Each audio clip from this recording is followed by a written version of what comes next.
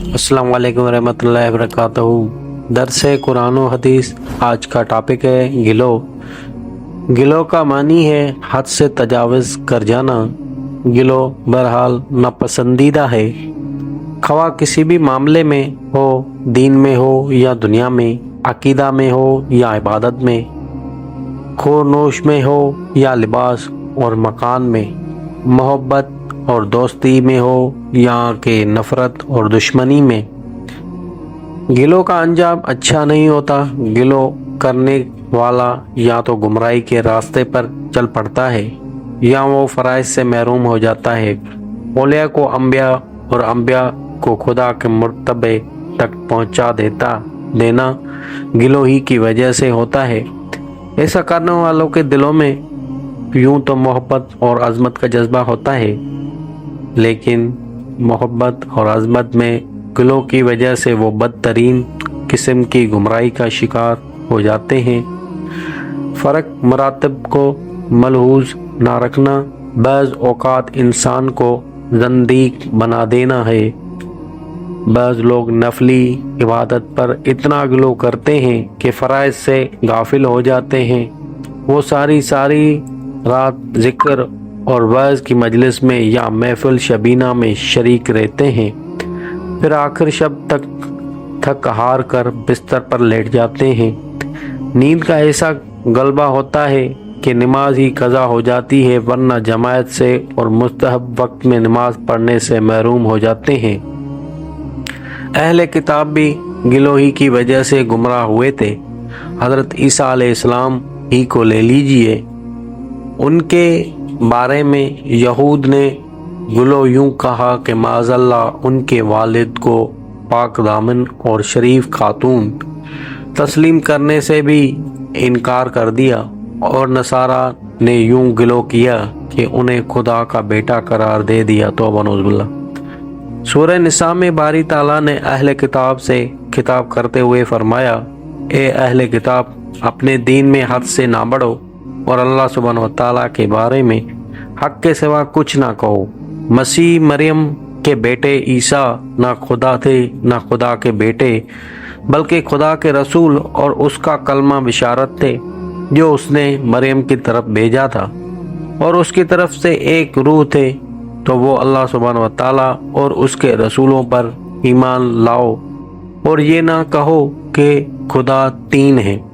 उस गलत अकीदे से बाहर आ जाओ कि ये तुम्हारे हक में बेहतर है। अल्लाह सुब्हानहू व तआला ही मबूदो वाहिद है और उससे पाक है कि उसके औलाद हो। जो कुछ आसमानों में और जो कुछ ज़मीन में है सब उसका है, और अल्लाह सुब्हानहू व तआला ही कारसाज काफ़ी है। उससे अगली आयत में बताया गया है कि हज़रत मसीह अलैहिस्सलाम और अल्लाह सुब्हानहू व तआला के मुकर्रब फरिश्तों में से कोई भी बंदगी रब में आर महसूस नहीं करता। ये सोच सिर्फ हज़रत मसीह अलैहिस्सलाम तक महदूद नहीं थी, बल्कि सारे ही अंबिया और औलिया का ये हाल था और होता है कि वो अपने खालिक व मालिक की बंदगी में आर नहीं इज़्ज़त महसूस करते हैं, बल्कि उन्हें जो इज़्ज़त हासिल होती है वो बंदगी ही की वजह से हासिल होती है। उनके गाली अकीदत मंद इंतहाई नादानी का सबूत देते हैं जब वो उन्हें आबिद के दर्जे से उठाकर महबूद की मसंद पर बिठाने की कोशिश करते हैं।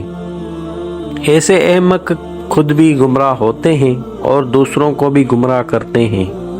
सूरह माइदा में है, फरमा दीजिए ए अहले किताब, अपने दीन में नाहक गिलो ना करो और ऐसे लोगों की ख्वाहिशात के पीछे ना चलो जो खुद भी गुमराह हुए और दूसरे भी बहुत सौ को भी गुमराह कर गए और सीधे रास्ते से भटक गए।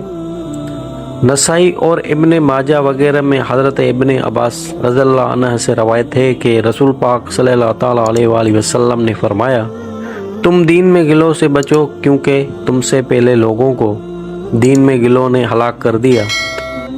मशकवात में हज़रत अबू हुरैरा और हज़रत अब्दुल्लाह बिन उमर रज़ियल्लाहु अन्हु से रवायत है कि रसूल पाक सल्लल्लाहु तआला अलैहि वसल्लम ने फरमाया, بعد میں آنے والوں میں سے عادل لوگ علم دین کے حامل اور وارث ہوں گے اور اسے گلو کرنے والوں کی تعریف باطل پرستوں کی نسبت اور جاہلوں کی تعویل سے پاک کر دیں گے۔ اللہ سبحانہ و تعالیٰ کی عبادت یعنی صوم و صلوات اور حج و عمرہ میں مشغول رہنا کتنی بڑی سعادت ہے، لیکن سرور دو عالم حضرت محمد مصطفیٰ صلی اللہ تعالیٰ علیہ وآلہ وسلم کی حدیث کے مطالعہ سے یہ بات سامنے آتی ہے کہ ان عبادات میں ایسا انعام جس کی وجہ سے دوسرے فرائض اور حقوق متاثر ہو جائیں، یا یہ کہ انسان کی صحت پر ناقابل برداشت بوجھ بڑھ جائے، جائز نہیں ہے۔ اس حوالے سے چند حدیث کا مطالعہ چشم کشا ثابت ہوگا۔ حضرت انس رضی اللہ تعالیٰ عنہ سے روایت ہے کہ حضرت محمد مصطفیٰ صلی اللہ تعالیٰ علیہ وآلہ وسلم نے ایک بوڑھے شخص کو دیکھا جو اپنے دونوں بیٹوں کے درمیان کندھوں پر ہاتھ رکھ کر لڑکھڑاتا ہوا جا رہا تھا۔ آپ نے لوگوں سے پوچھا، یہ صاحب ایسے کیوں کر رہے ہیں؟ لوگوں نے عرض کیا، انہوں نے پیدل چلنے کی نظر مانی ہے۔ آپ نے فرمایا، اللہ سبحانہ و تعالیٰ اس سے غنی ہے کہ یہ شخص اپنے آپ کو عذاب میں ڈالے۔ پھر آپ نے سواری پر سوار ہونے کا حکم دیا۔ تفصیلی روایت میں آتا ہے کہ یہ صحابہ پیدل حج کرنے کے لیے جا رہے تھے کیونکہ انہوں نے اس کی نظر مانی تھی، مگر چنانچہ پیدل چلنے میں انہیں بے پناہ مشقت کا سامنا کرنا پڑ رہا تھا، اس لیے آپ نے انہیں سوار ہونے کا حکم دیا۔ حضرت عائشہ رضی اللہ تعالیٰ عنہ فرماتی ہیں کہ نبی کریم صلی اللہ تعالیٰ علیہ وآلہ وسلم میرے پاس ایسے وقت تشریف لائے جب میرے پاس ایک خاتون بیٹھی ہوئی تھی۔ آپ نے ان کے بارے میں سوال کیا کہ کون ہیں؟ تو میں نے عرض کیا کہ فلاں عورت ہے اور اپنی کثرت صلوات کا ذکر کر رہی ہے۔ آپ نے فرمایا، چھوڑو اور اتنی ہی عبادت کرو جتنی طاقت رکھتے ہو۔ اللہ سبحانہ و تعالیٰ کی قسم، اللہ سبحانہ و تعالیٰ تنگ نہیں آئے گا یہاں تک کہ تم تنگ آ جاؤ گے۔ اللہ سبحانہ و تعالیٰ کو سب سے پسندیدہ عبادت وہ ہے جس کا کرنے والا اس پر مداومت کرے۔ جب حسب استطاعت عبادت ہوگی تو اسے ہمیشہ نبھانا ممکن ہوگا، لیکن اگر عبادت میں گلو کیا گیا تو ممکن ہے چند دنوں تو نوافل بھی فوت نہ ہوں اور جوش و سرد ہونے کے بعد فرائض کی ادائیگی میں بھی کوتاہی ہونے لگے۔ ایک حدیث اور سن لیجئے۔ حضرت ابو جفیہ رضی اللہ تعالیٰ عنہ سے روایت ہے کہ رسول پاک صلی اللہ تعالیٰ علیہ وآلہ وسلم نے حضرت سلمان اور حضرت ابو دائر رضی اللہ عنہ کے درمیان رشتہ مواخات قائم کیا۔ ایک دن حضرت سلمان حضرت ابو دراد علیہ السلام سے ملاقات کے لیے تشریف لائے تو ان کو اہلیہ کو پراگندہ حالی میں دیکھا۔ ان سے اس کی وجہ دریافت کی تو انہوں نے بتایا کہ تمہارا بھائی ابو دراد نہ میری طرف توجہ کرتا ہے نہ اسے دنیا کی کوئی حاجت ہے۔ بعد میں حضرت ابو دردہ نے آ کر کھانا مہمان کے سامنے رکھا۔ حضرت سلمان نے کہا، آپ بھی کھائیں۔ انہوں نے عذر پیش کیا کہ میں تو روزے سے ہوں۔ آپ نے فرمایا، میں بھی نہیں کھاؤں گا جب تک آپ نہیں کھائیں گے۔ چنانچہ انہیں کھانا ہی پڑا۔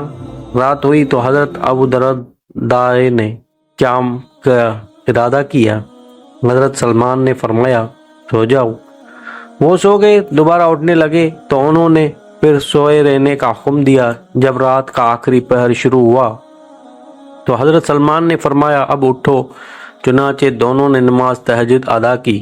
پھر آپ نے حضرت ابو دردہ سے فرمایا، دیکھو تمہارے اوپر تمہارے رب کا بھی حق ہے، تمہارے نفس کا بھی حق ہے، تمہارے اہل و عیال کا بھی حق ہے، لہذا سب حق والوں کو کے حق ادا کرو۔